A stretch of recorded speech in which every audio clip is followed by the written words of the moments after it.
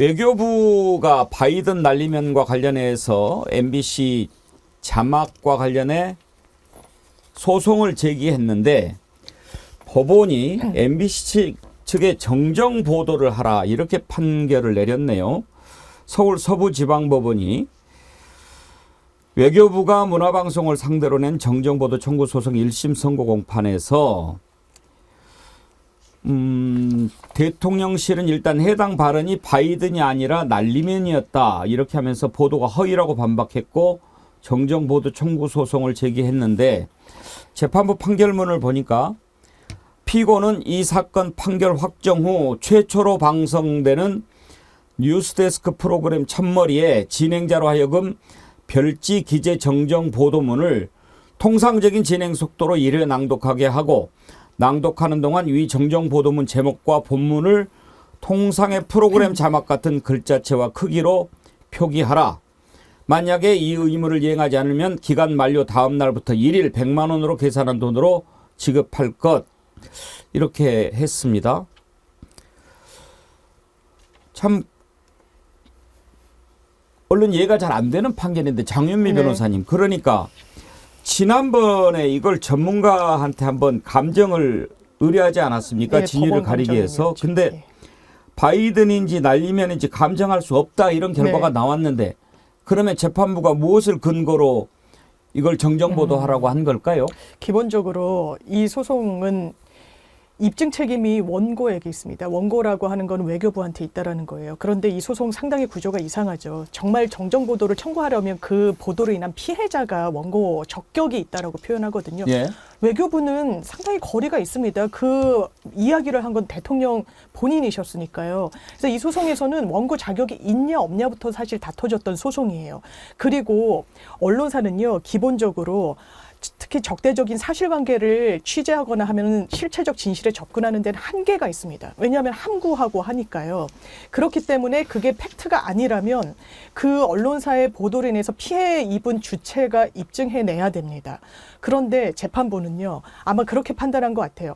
법원인이 들어도 모르겠다라고 했다라는 거잖아요. 그러니까 법원에서 풀단을 갖고 있습니다. 정확하게 어떤 사안에 대해서 뭐 부동산이면 부동산 시세 감정을 하는 감정인 이거를 양 당사자들이 선정하게 되면 좀 편파성이 있을 수 있으니까 법원에서 선정하는 거예요. 그 감정인이 정확한 워딩은 그겁니다. 국회에서 이 XX들, 이 새끼들 이거는 문제 삼진 않았어요. 사실. 들 승인 안 해주면 바이든은 쪽팔려서 어떡하냐 인지 날리면은 쪽팔려서 어떡하냐. 감정인이 모르겠다라고 그랬어요. 모르면 왜 모르는데 이것을 바이든이라고 적시해서 보도를 했느냐. 이거 정정하라는 게 재판부의 판단인 것 같은데요. 판결문이 정확히 나와 봐야 되겠지만 그런데 그렇습니다. 정정이라는 것은요. 기본적으로 팩트를 그릇되게 보도했다라는 거예요. 정확하게 알지 못하면 그것은 언론사의 편집권이기도 하고 해석의 영역인 부분이 있는 겁니다. 정확하게 바이든이라는 게 틀렸다고도 보지 못한 거예요. 재판부는. 그런데 정정을 하라고 했다? 좀 제가 봤을 때는 논리적인 간극이 있어서 항소심에서 뒤집어질 가능성이 좀 있어 보이고요. 제가 언론중재위원회에서 중재위원을 한 3년을 했었습니다. 보면 정정을 언론중재 단계에서 받는 경우가 제가 3년 하는 동안 거의 보지 못했습니다. 왜냐하면 이 조정 단계에서 언론사가 틀렸다는 걸 인정하기 때문이에요. 지금 아까 말씀 주신 대로 주문에 통상적으로 방송에 통상적으로 뉴스를 보도하는 그 속도로 본인들이 잘못 보도한 거를 보도하라고 돼 있거든요. 확정이 되면 그 판결이. 그렇게도 언론중재에서 받는 경우는 거의 없습니다. 반론을 그나마 인터넷 기사에 붙여주는 경우가 조정의 거의 대부분의 귀결이에요. 그러니까 언론중재를 외교부가 가져가긴 했었습니다. 이 사안도 MBC가 받을 수가 없었던 사안이죠. 그러니까 정정보도 청구를 한 건데 보통은 정정보도 청구를 주의적으로 주장을 하고 예비적으로 반론보도 청구를 하거든요. 이 사안은 서로 물러설 수가 없는 거예요. 그러니까 정정보도만 외교부가 강권을 했던 거고 MBC도 우린 아니다라고 했는데 일단 1심의 결과는 MBC의 완패라고 보시면 되는데요. 이거는 항소심에서 뒤집어질 가능성이 있어 보입니다. 그러니까 일단 전문가가 바이든인지 날리면인지 잘 모르겠다. 이렇게 한 발 빠졌는데 법원은 봐라 전문가도 잘 모르겠다고 하는데 MBC가 왜 그렇게 자막을 넣냐. 정정해라. 이렇게 지금 한 게 판결의 취지라고 봐야 되겠군요. 그렇습니다. 그러면 지금 판결이 나왔으니까 오늘 밤 9시 뉴스데스크에 오늘 밤 그 9시가 아니죠. 지금 7시 45분쯤 하죠. 네. 뉴스데스크 첫 번째 그러면 정정 보도를 해야 되나요? 그렇지 않습니다. 왜냐면요, 기본적으로 정정보도 청구에 딱 그 규격이 있는데요. 정정보도를 어떻게 하라라고 할 때 그 시점이 중요하지 않겠습니까? 네. 언론사로서 판결이 확정된 후인 겁니다. 판결 지금은, 확정 후? 예, 오늘은 1심 선고가 나왔던 것이고요. 판결문을 받은 날로부터 14일 안에 아마 MBC가 항소할 겁니다. 그러면 확정이 되지 않고 유동적인 상황이 되는 거죠. 2라운드가 펼쳐지니까요. 그렇기 때문에 오늘 당장 뉴스에서 하는 건 아니고요. 확정이 되면 기본적으로 이런 정정보도문과 반론보도문은 강제성을 위해서 언론사가 안 할 수도 있는 거잖아요. 어느 시점까지 하라고 그랬는데 그 시점을 넘어서 하지 않으면 1일 언중에서는 한 50만 원, 법원에서는 한 100만 원 정도로 간접강제라고 해서 하지 않은 데 따른 금전적인 페널티를 줍니다. 예. 그런데 오늘은 되지 않습니다. 그러면 판결 확정이라면 역시 이것도 대법원까지 갈 가능성이 있다고 봐야 할까요? MBC로서는 항소심에서 만약에 뒤집어지잖아요. 그럼 외교부가 상고, 그러니까 대법원 단계까지 갈 것으로 보이고요. 예. 이거는 서로 어쨌든 법적으로는 끝까지 승부를 보려고 하는 사안인 것 같습니다. 네. 그래도 우리 장윤미 변호사님 오늘 나오셔가지고 네. 언론중재위원도 하셨고 설명을 쫙 해주셔서 아주 이해가 잘 됐습니다. 윤경호 소장도 언론계에 계셨으니까 예. 되게 이제 언론사가 보도한 걸 가지고 정정보도 청구를 많이 하지요. 예. 일단 언론중재위원회를 거치고 그리고 이제 그것이 결렬이 되면 소송으로 가는데 외교부가 일단 언론중재위원회에서 조정 절차를 밟기는 했는데 그게 안 돼서 이제 소송을 낸 거 아닙니까? 그렇습니다. 근데 이번에는 언론중재위를 아예 처음부터 건너뛰어버리는 거죠. 조정 절차를 밟았긴 밟았네요. 밟았어요? 예, 밟았는데 이견을 좁히지 그러면 못하고. 뭐 형식 절차를 거친 거죠. 네. 그러니까 통상 현행 우리의 관련법상 언론중재위원회라고 이름은 돼 있지만 사실상 조정이죠. 네, 그러니까 맞습니다. 이제 정확한 의미의 조정과 중재 뭐 법률적인 용어의 차이가 있는데 그건 뭐 우리 장 변호사님이 설명해 주시는 게 좋을 것 같지만 하여튼 언론중재위에 제출할 수 있는 매체 대상이 정해져 있거든요. 관련 법에. 그리고 관련 보도가 났다는 걸 알았던 날로부터 3개월 이내 맞습니다. 그리고 보도가 있었던 6개월 이내에 청구를 하도록 되어 있어요. 그러니까 아주 옛날에 있었던 일을 보도했던 거를 내가 뒤늦게 알았다. 그래서 언론중재위에 신청을 하겠다. 이거는 또 안 받아들여지지 않는 거고요. 그리고 또 언론중재위에 무조건 와서 조정 요청을 한다고 받아들여지는 게 아니라 해당 매체에 먼저 정정 보도를 해달라라고 요구를 했는데 그 매체에서 거부를 하면 14일 이내에 할 수 있도록. 그러니까 어떻게 보면 무조건 남발을 하지 못하도록 하는 것도 있고 또 하나는 조정이나 중재는 아시다시피 무조건 소송으로 달려가지 마라. 이제 이 취지인데 이번의 경우는 아까 장 변호사님 말씀 중에 핵심이 외교부가 이게 피해 당사자냐. 외교부가 조정이든 중재든 또는 소송이든 이 제기할 당사자냐. 이거부터 우선 논란의 여지가 지금 있는 거잖아요. 그러니까 처음부터 이건 정치적인 목적을 가지고 제기한 소송이고 민사소송이잖아요. 그렇죠? 맞습니다. 네, 민사소송이기 때문에 성격이 좀 다르긴 한데 어찌됐든 이런 거 하나하나가 대통령실과 연결되는 거고 대통령의 발언이기 때문에 이게 정치적인 압박이 되는 거거든요. 그러니까 언론사에 대해서 뭐 마음에 안 드는 보도를 하면 이렇게 소송으로 맞서겠다 이렇게 얘기를 하면 이건 언론 자유에 대한 중대한 침해가 될 수 있는 거예요. 근데요, 김준혁 교수님, 저는 오늘 이 판결도 잘 이해가 안 가지만 전체적인 과정이 참 언짢습니다. 뭐랄까, 핵심을 좀 흐리려고 하는 것 같아요. 저는 굉장히 바보 같은 일이다. 지금 이게 더 공개가 되고 이렇게 압박한다고 해서 윤석열 대통령하고 또 국민의힘에 무슨 이득이 있겠습니까? 설령 MBC가 정정보도를 한다 하더라도 국민들 대다수가 야, 저 사람들 정말 대단하구나. 이렇게까지 언론을 압박하고 사법부를 갖다 통제하려고 하는구나라는 생각을 할 거 아닙니까? 이미 많이 기억에서 잊고 있거든요. 그런데 이걸 다시 지금 기억에 꺼내서 또 이 새끼라고 하는 진짜 이 발언을 다시 생각하게 하고 윤석열 대통령의 그 가벼움 뭐 이런 것들을 갖다 국민들이 다시 되새기게 하는 거 이게 굉장히 바보 같은 일이라고 저는 생각을 하고 있고요. 여기에 더해서 저는 사법부의 신뢰가 급격히 더 추락할 수밖에 없다.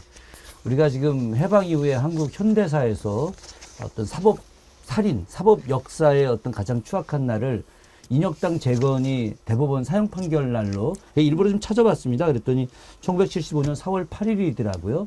그래서 그 뒤에 8시간 만에 그 도혜종, 뭐 여정남, 이수병 열사 이분들을 해서 8분이 이제 돌아가셨는데 사실 뭐 이 사건만큼 큰 어떤 사법적 그런 잘못된 판결은 아닐 수 있겠지만 그러나 우리 국민들이 봤을 때 야, 이 사법부가 정말 이 정권에 휘둘리고 있구나. 우리의 마지막 인권의 보루는 사법부였는데 사법부를 이제 더 이상 신뢰할 수 없겠구나. 이거 국가 기강 전체가 사라지는 거거든요. 이게 작은 판결 같지만 국민들에 대한 그 신뢰감 무너지고 절망감은 더 커질 수밖에 없기 때문에 굉장히 오늘은 우울한 날이 될 것 같습니다. 지구아빠 헬리 님이요. 이 당시 하도 난리면이라고 억지 부리길래 세계에서 가장 좋다는 120만 원짜리 헤드셋으로 들어봤는데 바이든 맞았습니다. 수십 번을 들어도 화면의 입모양도 그렇고 이렇게 보내주셨는데요. 그러면은 부승찬 대변인 만약에 최종 확정 판결에서 MBC 정정보도 해라 뭐 이렇게 한다면 그때부터는 난리면이라고 아는 사람은 다 잡아가고 이제 그렇게 합니까? 아니 뭐 그렇진 않고요. 뭐 제가 이제 그 대변인 할 때도 한 20여 건을 언론중재위에 보냈고요. 예. 그 다음에 이제 조정이 불성립돼서 그러고 나서 이제 소송으로 가는데 이게 소송이 다 되는 건 아니고요. 예. 실질적으로 뭐 20건이다 하면 한두 건, 10% 정도는 이제 소송으로 가는 겁니다. 근데 이 정도 대통령이 이제 워딩을 가지고 하는 거기 때문에 정치적으로 상당히 민감한 부분이고 이게 자칫 한쪽이 이 정부의 신뢰를 잃는 거기 때문에 당연히 정부에서는 이게 바로 할 수밖에 없는 그런 상황이거든요. 예. 그런 상황이긴 한데 야 이게 제 그 책의 가처분하고도 네. 연관이 되더라고요. 그렇죠. 이 사법부가 왜 제 책에 1심에서 저도 가처분해서 이제 정부 측이 이제 패소를 했거든요. 근데 2심에서는 항고심에서는 또 정부 측이 승소를 했어요. 일부 인용이 되면서 6페이지 정도가 이제 가려서 출판을 해라. 이런 판단을 했는데 그거에 대해서 저희는 이의 신청을 했거든요. 이의 신청을 했는데 판사의 얘기가 저는 납득이 안 되는 거예요. 네. 뭐냐 하면 군사 기밀인지 아닌지는 이 법원에서 판단하는 게 아니다. 다만 군사 기밀로 등재돼 있다고 원고 측에서 주장하니 일부 인용해야 된다. 이런 결정문이랑 이의 신청 때도 비슷하게 나왔거든요. 그냥 이해가 안 되는데. 이게 비슷한 것 같아요. 결론은 알지 못하면서 교통정리를 해주는 사법부가 교통정리를 해주는 거잖아요. 거의 제 사건이랑 좀 비슷하지 않나 하는 생각이 들거든요. 결론은 나는 모르겠어. 하지만 결론을 모르기 때문에 니네도 모르는 거 아니야. 그러면 정정 보도를 해. 이런 건데 가장 중요한 거는요. 가장 중요한 포인트는 뭐냐 하면 제목입니다. 이 판결에서 패소했을 때 일부 인용이 되든 뭐가 되든 패소했을 때요. 제목이 너무 자극적이에요. 판결문에는 내용을 보면 이게 사법부도 판단하기 어렵다고 하는 거거든요. 근데 제목을 보면 정부 승리, 그 다음에 MBC 완패 이런 식으로 다 나오잖아요. 그러면 국민들은 내용을 보지 않아요.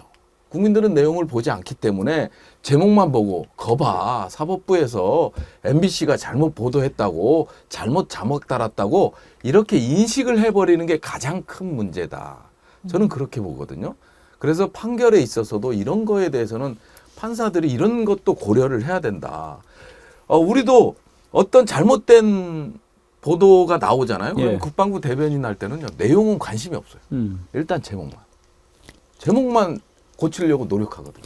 국방부 대변인 하셨으니까 국방부에서는 아마 이 언론 중재라든지 정정보도 할 것이 다른 부처보다 더 많죠. 많을 것 같아요. 왜냐하면 안보 관련된 네. 내용이 많으니까 예. 공개해서는 안 되는 부분들도 있고 또 국가 안보에 심각한 위협을 가할 수도 있다. 뭐 이런 판단들을 막 하니까. 예. 그런데 그럴 때 언론 중재위 가는 거 또 소송까지 가는 거 이건 누가 판단합니까 최종? 최종 국방부 장관이 판단을 하는데 실질적으로는 실무진이 다 모이죠. 그리고 이제 법무 검토를 마치고 법무부가 검토를 마친 상태에서 정리가 되면 장관께 보고하고 아 이거는 언중이 가자. 그다음에 이거는 그냥 바로 소송으로 가자. 이렇게 결정을 하는 겁니다. 그런데 제가 아까도 말씀드렸는데요. 제가 뭐가 얹었냐면요. 자, 국민들이 들었지 않습니까? 근데 이제 국민이 들은 내용은 뭐 지금 갑자기 준비가 안 돼서 다시 들어보기는 힘들겠습니다만 맨 처음에 욕설부터 나오죠. 이 새끼들이. 새끼 부분은 반박을 그때 못했죠. 네. 네, 안 했습니다. 그건 예. 다툴 수도 없었던 거죠. 너무 명징해서. 그러니까. 그런데 이제 잘 안 들리는 부분이 바이든이냐 날리면이냐 이렇게 이제 헷갈렸던 것들인데 바이든 날리면 그 바이든이 이번 그때 당시 윤석열 대통령의 발언 중에 가장 문제가 되는 내용입니까? 저는 그걸 좀 따지고 싶은 거예요. 한 나라의 대통령이 우리 국민들이 듣는데 욕설을 쓰고 쪽팔려서 어떡하냐. 쪽팔려서도 아마 문제 안 삼았을 것 같은데요. 네, 맞습니다. 그러면 바이든이면 이게 정말 큰 문제가 되고 이 새끼들이 우리나라 국회의원들이면은 그거는 문제가 안 되고 그런 겁니까? 일단 기본적으로 그 국민들의 65%가 당시 다 바이든이라고 들었다고 여론조사가 나왔었어요. 당시에 제 기억에 의하면은 그러면 이 나라 국민의 65%는 청맹관이냐 이게 다들 눈뜬 장님이고 서 있는 귀머거리냐 이런 이야기가 나올 수 있거든요. 사실 국민들을 갖다 굉장히 무시하는 듯한 그런 내용들인데 조금 전에 앵커님께서도 말씀하셨지만 김은혜 당시 홍보수석이 뭐라고 이야기했냐면 이것들이 이 대상이 바이든이 아니라 대한민국 국회였다라고 했는데 이 내용과 관련해서 당시에 국회의장부터 시작해서 국회의원들이 제대로 된 반박도 하지 못했었습니다. 이건 대한민국 국회와 국민들을 무시하는 듯한 발언이었죠. 근데 그 앞에 정황을 보게 되면 윤석열 대통령이 그 앞에서 이제 그 직전에 바이든 대통령과 이제 인사를 나누려고 했는데 바이든 대통령이 계속 안 쳐다보고 왔다 갔다 하고 그래서 그때 뭐 53초인가 뭐 몇 초 막 이런 이야기가 나왔죠. 이제 그런 부분에 대해서 그 내각 강요들한테 자기가 무시당하지 않았다는 걸 의도적으로 과시하기 위해서 그런 이제 행동과 언어가 나왔다고는 생각을 하는데 문제는 그 국민들이 다 바이든이라고 들은 부분에 대해서 이것을 전혀 아니다라고 계속 우기는 이 정부의 태도도 문제이고 지금까지 이것을 다시 소송하겠다라고 하는 것 자체가 얼마나 대한민국 국민들을 무시하면서 자기들의 입맛에 따라서 하려고 하는지 나는 이게 더 문제라고 생각을 합니다. 그 영상 준비가 됐다고 하는데 정말 궁금하니까 한번 집중해서 다시 한번 들어봅시다. 승인 안 해주고 만들면 쪽팔려서 그래서 승인 안 해주고 만들면 쪽팔려서 그래서 승인 안 해주고 만들면 쪽팔려서 지금 다시 한번 들어봐 주십시오. 국회에서 승인 안 해주고 날리면 이라고 되어 있습니다. 여기서 미국 얘기가 나올 리가 없고 바이든이라는 말을 할 이유는 더더욱 없습니다. 그러니까 바이든이라고 이제 국민들이 많이 들었는데요. 그때 뭐 바이든이냐 날리면이냐 가지고 바이든 들은 사람 날리면으로 들은 사람들 그렇게 했지만 자세히 들리는 거는 이 새끼들이 그다음에 어쩌고 저쩌고 쪽팔려서 어떻게 하냐인데 그 부분에 관해서 윤석열 대통령이 국민 앞에 죄송합니다 사과합니다 한마디라도 했습니까? 그러니까 이거는요. 사후에 대처하는 과정에서 보여준 독선과 정말 일방통행 이게 더 문제인 거죠. 그러니까 우선 김은혜 대변인이 나와서 저 얘기를 한 게 MBC가 보도를 하고 온 국내에 이게 다 퍼져버린 무려 아마 6시간, 7시간 후였을 거예요. 그러니까 이제 그 사이에 나중에 들리는 얘기가 누군가가 외부에서 윤 대통령과 김건희 여사에게 이런 문제 제기를 하니까 뒤늦게서 윤 대통령 또는 김건희 여사가 김은혜 홍보수석을 불러서 이럴 수가 있느냐라고 대노를 했다는 거고, 그 이후부터 이제 저런 어거지 논리가 적용이 되고, 그게 결국 이렇게 외교부가 나서서 민사소송까지 제기하는 여기까지 오는 건데, 제가 아까부터 거듭 말씀드립니다만 이 모든 과정이 결국 언론의 자유에 대한 중대한 침해라는 거죠. 그러니까 MBC가 최초에 보도를 했다고 해서 MBC만 탁 찍어서 소송도 제기하고, 그 다음에 정말 웃기지도 않은 MBC 기자는 전용기에 태우지도 않는 그런 어처구니 없는 정말 어린애들 장난 같은 그런 행태가 이어졌잖아요. 그러면 다른 매체들은 MBC를 보고 그러면 따라갔느냐, 아니면 지금 일반 국민도 듣기에 이 새끼들 바이든이라고 하는 그걸 자기들이 알아서 판단해서 자막에 그럼 올렸느냐, 이걸 그럼 또 규명을 해봐야 될 거 아니에요. 나머지 매체는 문제가 없고 최초 보도를 했다는 MBC만 그럼 뭐 문제를 삼는 건 또 뭐냐. 그러니까 이 아까 우리 김준혁 교수님 말씀이 저는 정말 공감이 가요. 많은 분들이 그냥 잊고 있었던 사안인데, 어떻게 보면 또 지나간 사안이잖아요. 다른 일에 그냥 덮였던 사안인데 건드려서 오히려 더 이 윤석열 정부의 언론관, 그다음에 독선 이런 것들이 다시 지금 노정이 되는 그런 결과밖에 안 될 것 같아요. JDID님이 외교부가 이렇게 열심히 엑스포 했으면 엑스포 유치했을 거다, 그렇게 얘기하셨는데요. 참 언짢습니다. 이 국민들한테 이런 부분 가지고 스트레스 주는 게 참 못마땅합니다.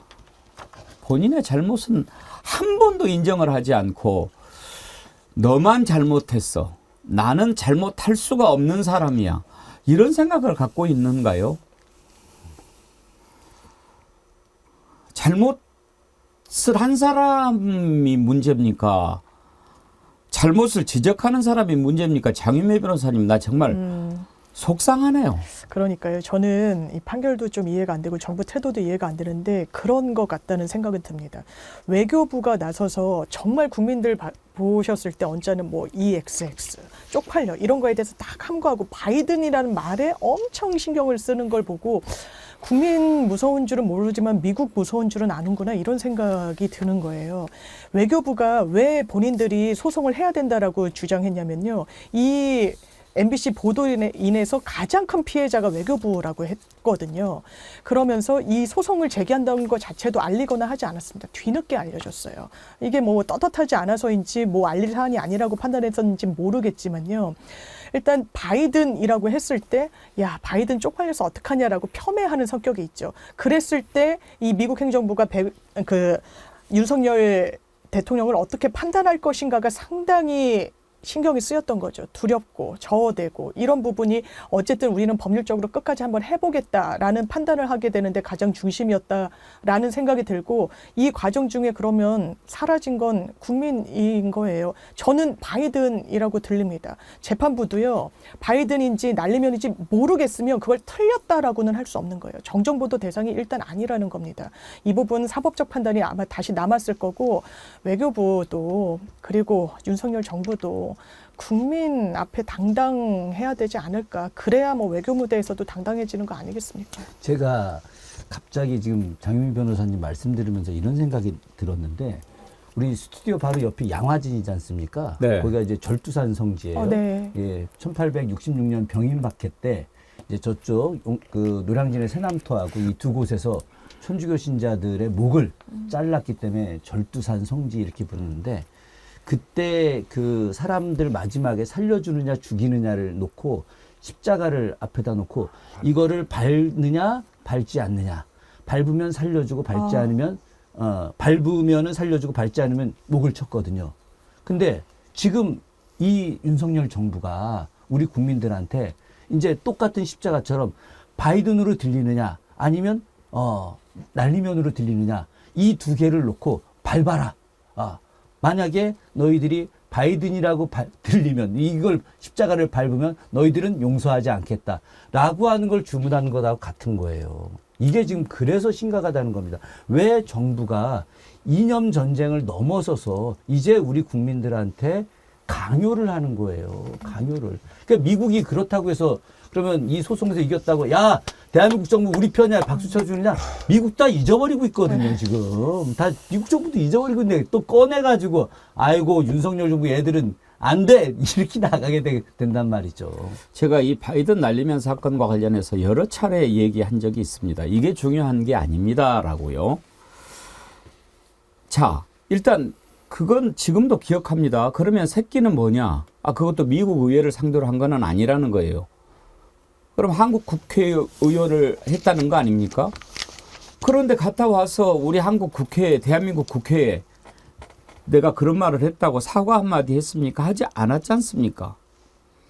이 문제를 이렇게 그러면 바이든이라고 얘기하고 미국 의회라고 얘기하면 그건 정말 큰 문제고 대통령이 외국에 나가서 한국 국회와 국회의원을 모독하면 그거는 문제가 안 됩니까?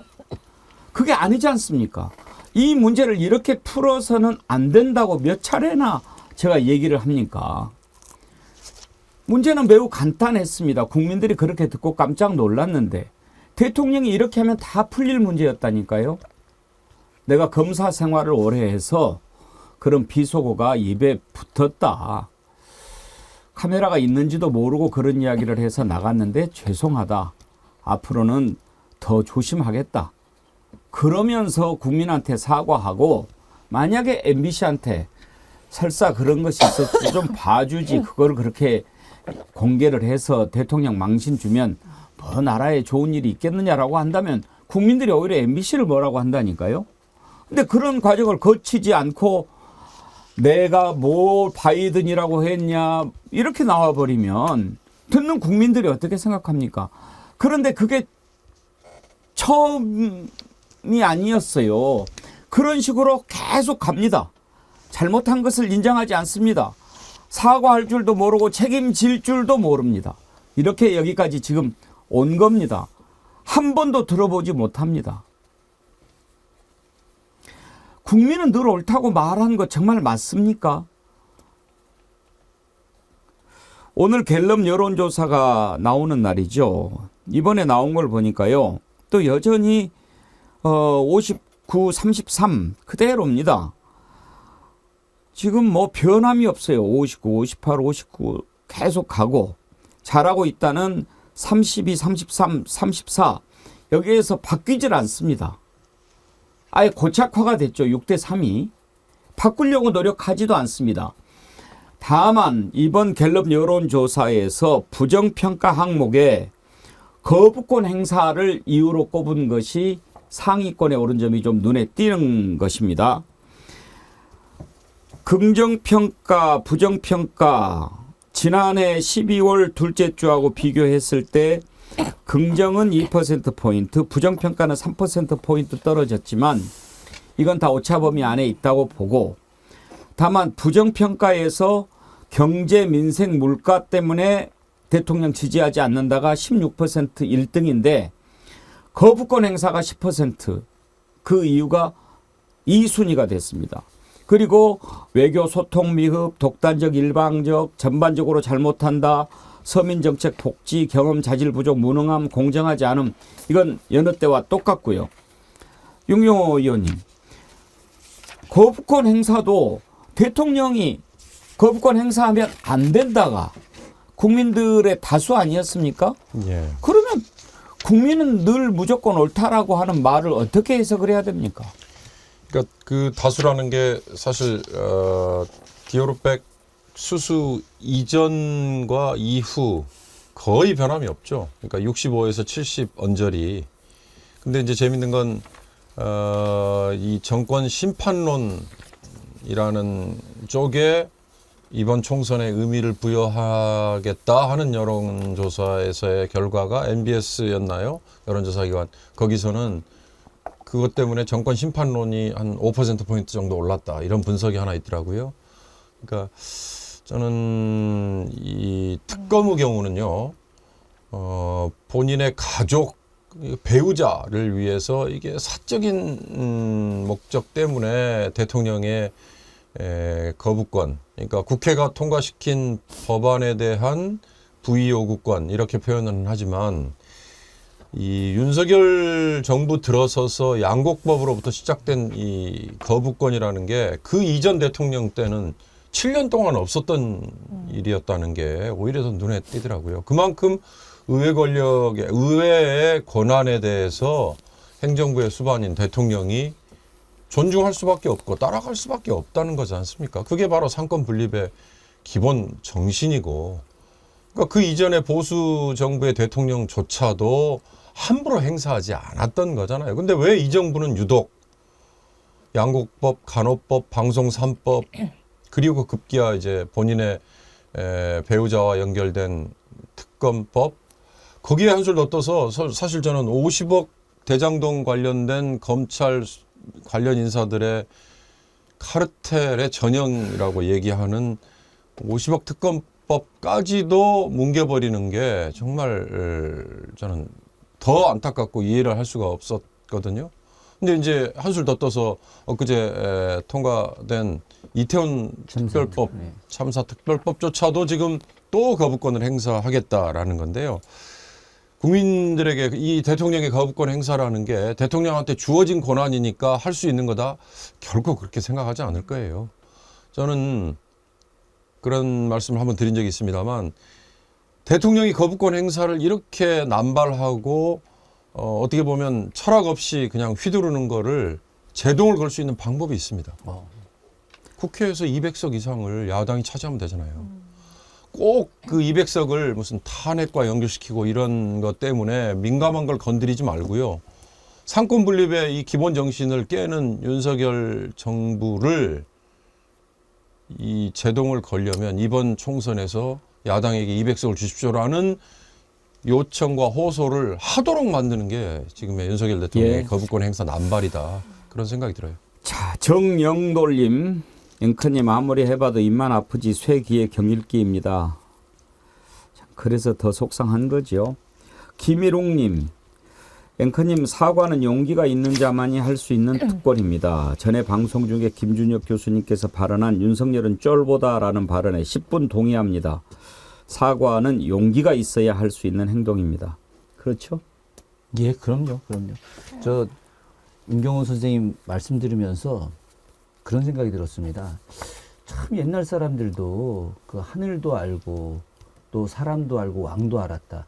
그 고구려의 시조세가 우리가 삼조고라고 하지 않습니까? 까마귀가 발이 3개예요. 왜 까마귀가 발이 3개일까? 고구려 사람들이 나라가 안정되게 운영하려면 하늘의 두려움을 알아야 되고 왕의 존귀함도 알아야 되지만 가장 중요한 백성들의 귀함을 알아야 된다. 그래서 이게 삼조고가 된 거거든요.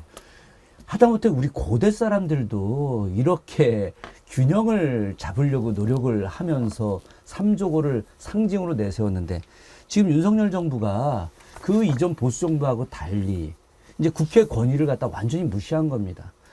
행정부, 입법부, 사법부가 함께 어우러지는 이런 국가 운영 체제를 갖다 지금 붕괴시킨 거거든요. 오늘 조금 전에 지금 이 사법부의 이런 참 국민들이 불신할 수밖에 없는 판결에 대해서 논의가 됐는데 이게 어떻게 된 거냐. 행정부의 권한이 너무 막강하다 보니까 검찰이라고 하는 이 조직을 동원해서 행정부가 군림을 하니까 행정부를 통해서 입법부, 사법부가 이제 뭐 아무런 소용이 없게 돼버렸지 않습니까? 이 국가 운영이 제대로 되겠냐고요. 임금님도 백성들한테 미안하다고 하신 적 있나요? 아이 그럼요. 수도 없이 하죠. 국왕이. 이 짐이 불민해서 이런 일이 생겼다. 과인이 부족해서 이런 일이 생겼다. 용서해달라. 수도 없이 이야기를 하죠. 임금님도 그랬는데.